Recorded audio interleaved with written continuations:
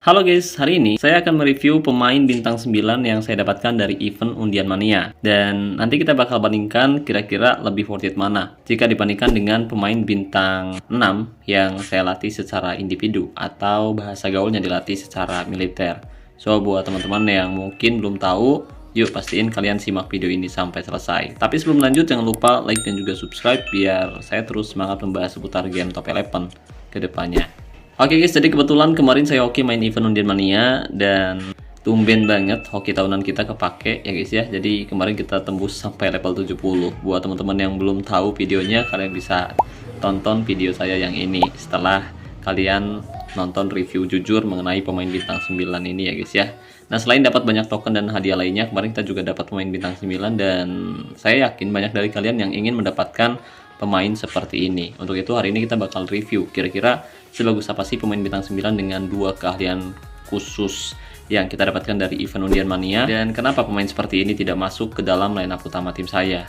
Oke, jadi ada beberapa alasan tertentu yang harus kalian tahu kenapa pemain bintang 9 ini tidak masuk ke dalam lineup utama tim saya musim ini padahal kualitasnya sangat tinggi. Jadi ada beberapa alasan tertentu yang harus kalian tahu. Nah, yang pertama tentu saja karena keseimbangan tim. Ya, karena kalau misalkan kita masukkan dia ke dalam lineup utama, otomatis keseimbangan tim kita turun. Dari yang sebelumnya ada di angka 9,4, jadi turun ke 8,9. Dan ketika keseimbangan tim kita turun, otomatis membuat permainan tim saya jadi kurang efektif. Biasanya kalau kita menghadapi tim yang lebih kuat dan mereka punya keseimbangan tim yang baik atau timnya lebih balance, tim kita bakal sering kehilangan bola dan tim lawan bakal lebih mudah untuk melakukan tekanan terhadap lini pertahanan tim kita guys, atau mereka lebih dominan atas tim kita ya guys ya. Dan tentu saja hal ini akan sangat merugikan tim kita ke depannya. Untuk itu saya tetap mempertahankan dan memainkan pemain yang udah saya latih secara individu agar keseimbangan tim kita naik. Dan sebenarnya di sini kita bisa lihat bahwa untuk keseimbangan tim saya itu ada di angka yang sebenarnya lumayan tinggi. Angkanya 9,7, tapi karena memang salah satu pemain saya mendapatkan akumulasi kartu kuning kedua yaitu si Robin Martinelli. Untuk itu kita cadangkan terlebih dahulu dan kita mainkan si Bates, gelandang muda yang nantinya mungkin bakal kita latih juga secara individu atau secara militer. Kita bakal latih skill maupun atributnya agar sesuai dengan posisi, keahlian khusus maupun gaya mainnya. Tapi karena musim ini saya nggak punya rencana untuk memperkuat tim lebih tinggi lagi, saya rasa mungkin squad saya seperti ini udah cukup bagus. Terlebih tim saya juga udah tersingkir di kompetisi cup dan kita masih punya target sih, yaitu meraih trofi liga dan juga trofi liga elite. Untuk itu kita cadangkan karena bikin keseimbangan tim kita menurun. Jadi seperti itu. Nah, selain pemain bintang 9, kemarin kita juga dapat beberapa pemain bintang 6 juga. Nah, yaitu si Roman Otsarov ya.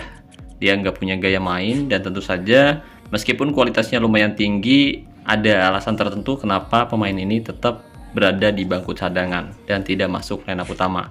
Nanti kita bakal bahas juga. Dan sisanya saya masukkan yaitu si Figueroa, lalu ada juga si Dani Alum yang bisa bermain di 3 posisi. Jadi pemain yang benar-benar kita butuhkan kita mainkan, tapi pemain yang tidak kita butuhkan meskipun kualitasnya tinggi tetap kita cadangkan.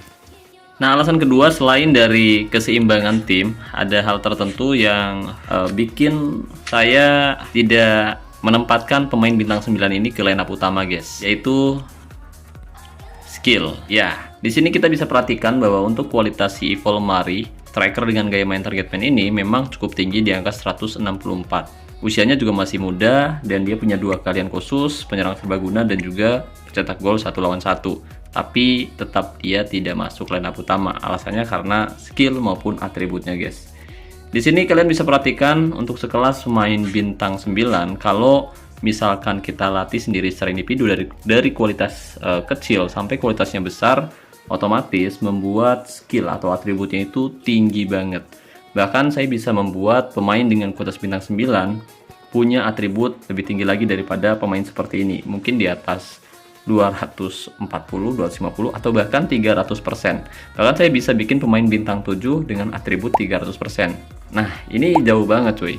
Jauh banget. Bahkan jika kita bandingkan dengan striker bintang 3 yang dulu pernah kita latih secara individu, skillnya timpang banget ya guys ya, terutama dalam hal penyelesaian dan juga tembakan. Finishingnya jelas timpang banget. Jadi kualitasnya doang yang tinggi, tapi atributnya biasa aja sih. Atributnya biasa aja. Kita bandingkan dulu dengan pemain bintang 3, yaitu si Zlatan Ibrahimovic. Nah, ini dia. Bintang 3. OVR-nya 164 ya, versus 84. Nah, usia 29, yang ini 18 tahun. Oke, kalau itu udah umum lah ya. Lalu untuk atribut penempatan posisi kita lihat. Pemain bintang 3 saya, yaitu Zlatan Ibrahimovic, justru punya penempatan posisi yang jauh lebih bagus, 188 versus 170. Nah, untuk sundulan cukup seimbang di angka 169. Sementara dari serangan kita bisa perhatikan memang si Yves Mari ini dia punya atribut passing yang sangat tinggi di angka 198, tapi dribblenya kalah cuy, 177 banding 167. Lalu selain itu tembakannya juga timpang banget. Zlatan Ibrahimovic punya tembakan di angka 228, sementara si Yves Mari punya atribut tembakan di angka 169. Finishing juga timpang banget. Ibrahimovic 378, Yves Mari 168. Jadi jelas jauh banget, kecuali fisiknya, karena memang Zlatan Ibrahimovic udah mulai menua, jadi fisiknya jelas kalah jauh ya guys ya. Soalnya si Yves Mari ini masih muda. Dulu pas masih muda mah Ibrahimovic juga punya fisik yang jauh lebih bagus daripada pemain ini. Jadi seperti itu. Nah, ini kita bandingkan dengan pemain bintang 3 loh. Belum kita bandingkan dengan pemain bintang 6. Ini dia, Karim Benzema, pemain yang beberapa hari yang lalu sempat kita bahas juga. Dan buat teman-teman yang masih belum tahu gimana cara melatih striker agar haus gol, kalian bisa cek video saya yang ini. Oke, di sini kita bisa bandingkan Yves Mari dengan Karim Benzema. Dari segi OVR, Yves Mari punya OVR yang jauh lebih bagus, 164 versus 133. Nah, si Karim Benzema ini bisa main di 2 posisi, sementara Yves Mari cuma 1 posisi. Usia 18 tahun, Karim Benzema 20 tahun. Untuk harga pasar jelas Yves Mari jauh lebih tinggi, dan tentu hal ini bakal menguras gaji kita tiap hari ya guys ya. Tiap musim, tiap musim dan juga tiap hari tentu saja. Untuk harga pasarnya saat ini di angka 2,1 miliar untuk si Yves Mari, kemudian untuk Karim Benzema 1,26 miliar, dan untuk gajinya buset jauh banget, 1,57 cuy. 1,5 miliar versus 389 juta. Jelas ngabisin dana sih ini pemain. Jadi sayang banget kalau misalkan nggak kita mainkan di line up utama ya guys ya, atau nggak dimainkan sejak menit awal. Tapi ya itu dia, karena memang kendalanya itu kendalanya itu ada di skill. Jadi saya tetap pertimbangkan untuk mencadangkan si Yves Mari.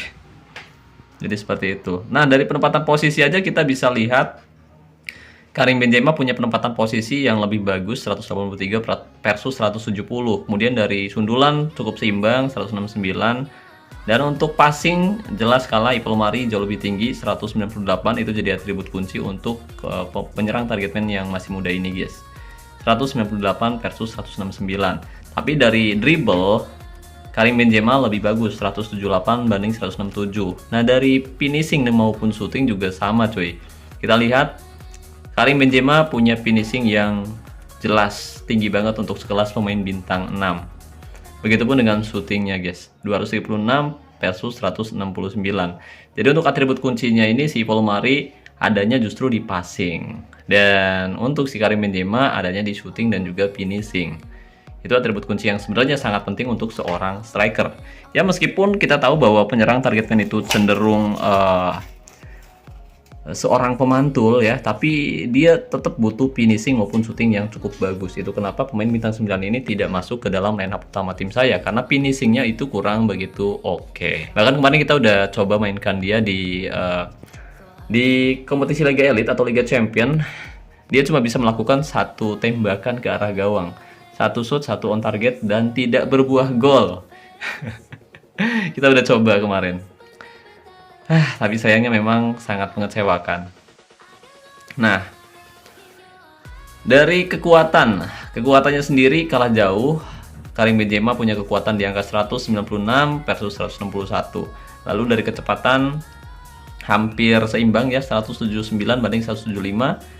Dan dari kreativitas kita lebih baik, 175 banding 168. Jadi itu dia alasan kenapa saya tidak memainkan pemain bintang 9. Pertama, karena bikin tim kita nggak balance atau nggak seimbang. Yang kedua, karena skill maupun atribut pemain tersebut terlalu rendah atau tidak sesuai dengan posisi, keahlian khusus maupun gaya mainnya. Ya meskipun kita tahu bahwa dia adalah penyerang serbaguna dan disandingkan dengan pencetak gol 1-1, tapi tetap finishing untuk seorang striker itu harus lebih bagus daripada passingnya, guys. Nah, pemain bintang 9 ini kalau misalkan kalian dapat penawaran di toko, harganya biasanya itu mahal banget, harganya bisa jutaan mungkin. Dan kalau misalkan kalian pengen latih menggunakan pelatih pribadi dari kualitas bintang 3 seperti yang biasa kita lakukan ketika melatih pemain secara militer, dari kualitas bintang 3 sampai maksimal bintang 10 atau mungkin sampai bintang 9, harganya itu mahal banget cuy. Bisa 2.900 token. Bayangin. 1.000 token aja itu udah 1,8 juta plus pajak. Kalau 2.900 udah berapa tuh? Udah mahal banget ya guys ya, lebih dari 4 jutaan cuy. Lebih dari 4 juta. Waduh. Tapi sayangnya memang skillnya itu nggak sesuai. Dan kalau misalkan kalian punya 2.900 token, saran saya lebih baik kalian tuker token tersebut ke booster kondisi. Lalu kalian bisa gunakan untuk melatih pemain kalian secara individu. Jadi lebih hemat. Total 2.900 atau kalian bisa dapat sekitar 3.000 tokenan. Kalian bisa gunakan untuk melatih 3 pemain, guys. Kalian bisa gunakan untuk melatih 3 pemain dari kualitas bintang 3 sampai kualitas bintang 9 ya guys ya. 3 pemain. Kalau kalian menggunakan pelatih pribadi cuma untuk 1 pemain, tapi kalau misalkan kalian latih secara militer, kalian bisa gunakan untuk melatih 3 pemain sekaligus. Jadi lebih hemat dan lebih worth it. Jadi gitu guys. Oke, jadi kesimpulannya seperti itu ya guys ya, alasan kenapa saya tidak menempatkan pemain bintang 9 di line up utama, dan alasan kenapa saya lebih pilih pemain bintang 6 yang saya latih secara individu daripada pemain bintang 9 yang saya dapatkan dari event Undian Mania. Jadi kesimpulannya karena yang pertama gak balance, dan yang kedua karena skill maupun atributnya tidak sesuai dengan posisi, keahlian khusus maupun gaya mainnya yang bikin permainannya itu kurang efektif. Jadi seperti itu guys. Oke, mungkin itu saja yang bisa saya bahas kali ini. Terima kasih banyak buat teman-teman yang udah nonton video ini dari awal sampai selesai. Semoga pembahasannya bermanfaat. Makasih juga nih buat member Sepen untuk Eleven. Terima kasih buat teman-teman yang selalu mendukung dan mendoakan saya sejauh ini. Saya Nur, sampai jumpa di video selanjutnya. Salam olahraga, salam Top Eleven Indonesia.